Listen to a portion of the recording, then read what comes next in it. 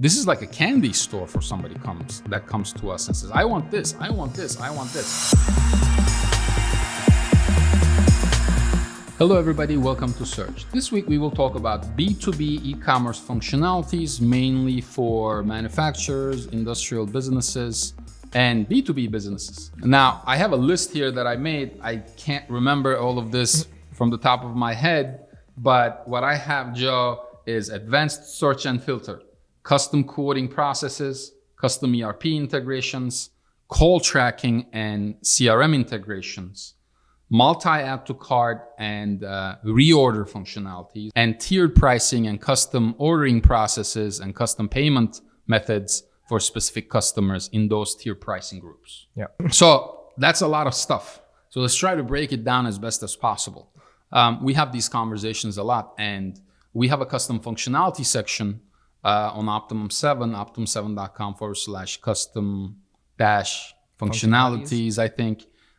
We've built over 750 of these functionalities so far.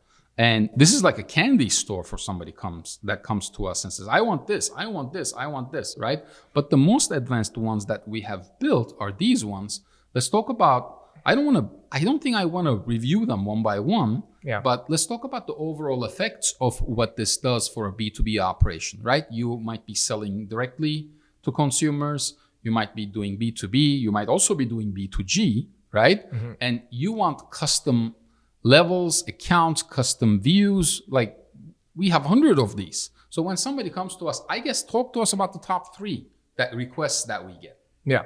I mean, I would say more so than request, I'm going to talk more about the pain point that these clients come to us with.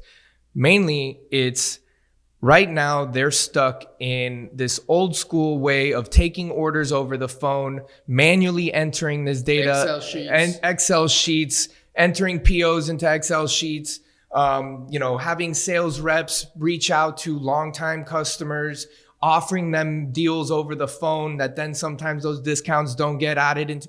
So right now it's how they can automate this process, how they can go into the modern day of e-commerce, being that they have a B2B e-commerce store with e-commerce capabilities, yet 70% of their sales come from offline orders, right? So how can we now automate that process where that business owner doesn't need to have a 15, 20 man sales team, right? Doesn't need to have all of this overhead and can have his technology automate a lot of these things for him. So that goes into the functionality, right? If you have this functionality such as the tiered pricing for specific customer groups, I can now have these customers, give them the dedicated discount based off of the tier of customer that they are, and make it as easy as adding a reorder functionality. So that way I don't have to get them on the phone. They don't have to call me in order for this order to take place. The functionality is going to take care of it on its own. Now that's more so of a pain point of how you can optimize your existing operation, your existing customers, how you can ease that pain and process. So to recap, can we say the objective for most of our B2B clients is to be as efficient as possible, to be relying on as less of a human interaction as possible, to decrease the margin of error with automation. I think that would be the most important one, as well as to increase average order volume and lifetime value of a customer through these automations and efficiencies. Can we recap it in that manner? Yeah, absolutely.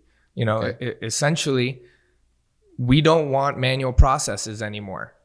We're using an outdated either CRM or an outdated ERP that doesn't integrate with our e-commerce store. Well, that's step 1. We need to make sure that your technology is brought to the modern day. And we need to make sure that all of your, whether it be your CRM, your call tracking, your ERP, everything is integrated with one another. That's step 1.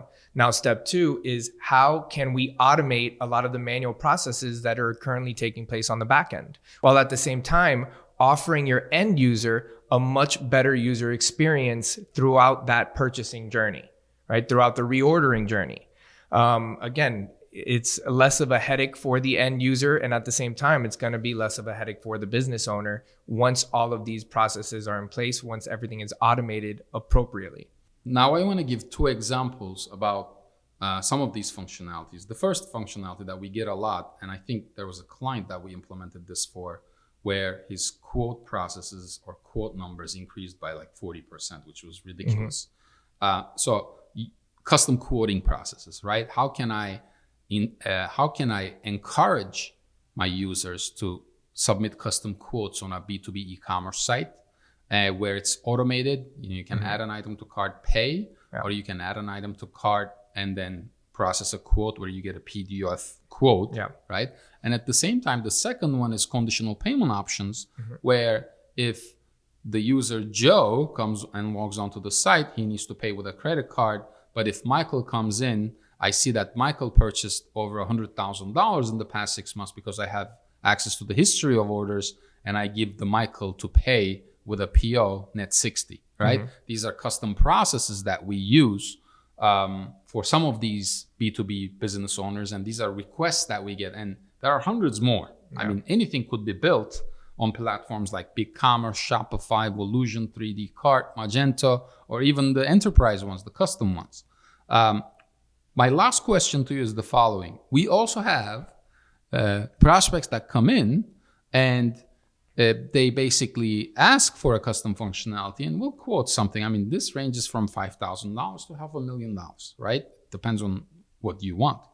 And we give them a price, let's say, of $30,000, and this is a $10 million business.